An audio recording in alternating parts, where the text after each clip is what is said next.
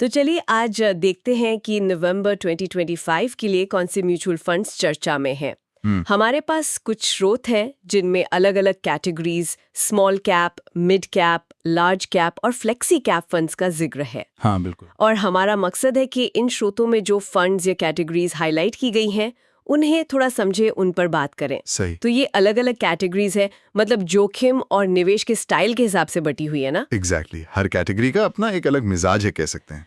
चलिए तो शुरू करते हैं स्मॉल कैप से। नाम से ही लगता है छोटी कंपनियों में निवेश। हाँ। स्रोतों में कहा गया है कि भाई इनमें रिटर्न की संभावना तो जबरदस्त होती है, लेकिन रिस्क भी उतना ही ज्यादा। बिल्कुल हाई रिस्क हाई रिवॉर्ड वाला मामला है ये।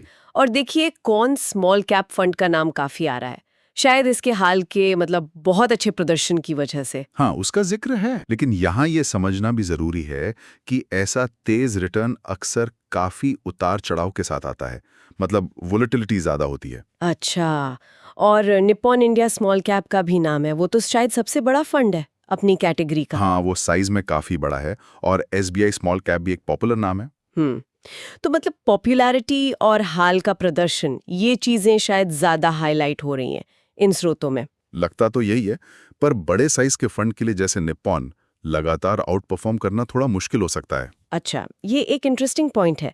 चलिए स्मॉल कैप के इस हाई रिस्क जोन से थोड़ा आगे बढ़ते हैं मिड कैप्स की तरफ, मझोली कंपनियां। हाँ मिड कैप्स, इनमें जोखिम कह सकते हैं स्मॉल कैप से कम, पर हाँ लार्ज कैप से ज्यादा होता है। और यहाँ कौन से फंड्स का जिक्र है? देखिए HDFC mid cap opportunities fund का नाम लिया गया है। कहा गया है कि लंबी अवधि के SIP के लिए ये एक भरोसेमंद ऑप्शन रहा है। अच्छा, SIP यानी सिस्टमैटिक इन्वेस्टमेंट प्लान। हाँ नियमित निवेश। बताया गया है कि इसने 15 साल में अच्छा रिटर्न दिया है, जो इसकी स्थिरता दिखाता है। 15 साल तो काफी लंबा समय है। बिल्कुल। और Motilal Oswal mid cap fund का भी नाम है। इसका जिक्र पिछले 5 साल के टॉप परफॉर्मर्स में है।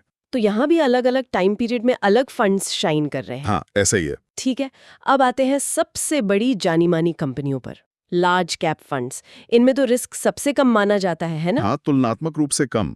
ये फंड्स बड़ी स्टेबल कंपनियों में पैसा लगाते हैं, तो बाजार के झटके ये बेहतर झेल पाते हैं, ऐसा माना जाता है। और यहाँ कौन से नाम सामने आ रहे हैं? मेरे एसेट लार्ज कैप फंड का जिक्र अक्सर होता है। इसे अपनी कैटेगरी में काफी अच्छा माना जाता है। और Canara Robeco blue chip equity fund का भी नाम लिया गया है। तो ये शायद उन निवेशकों के लिए है जो थोड़ी ज्यादा स्थिरता चाहते हैं। बिल्कुल। और आखिर में फ्लेक्सी कैप, ये मुझे हमेशा से थोड़ी अलग कैटेगरी लगती है। यहाँ फंड मैनेजर कहीं भी पैसा लगा सकता है, छोटी बड़ी किसी भी कंपनी में। हाँ यही इसकी खासियत है। फंड मैनेजर को पूरी आजादी होती है कि वो मार्केट के हालात देखकर अपना पोर्टफोलियो एडजस्ट कर सके, स्मॉल मिड लार्ज कहीं भी। तो इसमें मैनेजर की भूमिका काफी अहम हो जाती है। बहुत ज्यादा। और पराग पार एक फ्लेक्सी कैप फंड, ये निवेशकों में काफी लोकप्रिय बताया गया है, खासकर लंबी अवधि के SIP के लिए। अच्छा, शायद इसकी एक वजह इसका थोड़ा फॉरेन इक्विटीज में भी निवेश करना हो सकता है। हालांकि स्रोत इस पर कितना जोर दे रहे हैं वो देखना होगा। हाँ ये बात इसे थोड़ा अलग बनाती है। और HDFC फ्लेक्सी कैप फंड का भी जिक्र है, जो एक पुराना और बड़ा फंड है। जी। तो कुल मिलाकर हमने देखा कि हर कैटेगरी में कुछ फंड्स हैं जो नवंबर 2025 के लिहाज से चर्चा में है। Quant small cap, HDFC mid cap, मेरे एसेट लार्ज कैप, पराग पारिक फ्लेक्सी कैप, ये कुछ नाम बार बार आ रहे हैं। हाँ ये नाम उभर कर आ रहे हैं इन स्रोतों से। बिल्कुल। लेकिन और ये बहुत जरूरी बात है, हाँ बिल्कुल, डिस्क्लेमर, हाँ, कि ये सारी जानकारी सिर्फ इन दिए गए स्रोतों पर आधारित है। इसे प्लीज कोई फाइनेंशियल सलाह न समझें। एकदम नहीं। म्यूचुअल फंड निवेश बाजार के जोखिमों के अधीन होते हैं, और पिछला प्रदर्शन कभी भी भविष्य के रिटर्न की गारंटी नहीं होता। ये बात गांठ बांध लेनी चाहिए। बिल्कुल सही कहा। कोई भी पैसा लगाने से पहले अपनी रिसर्च करना, या जरूरत पड़े तो किसी सर्टिफाइड फाइनेंशियल एडवाइजर से सलाह लेना, ये बहुत बहुत जरूरी है, अनिवार्य है। हाँ। और जाते जाते एक सवाल छोड़ जाते हैं सोचने के लिए।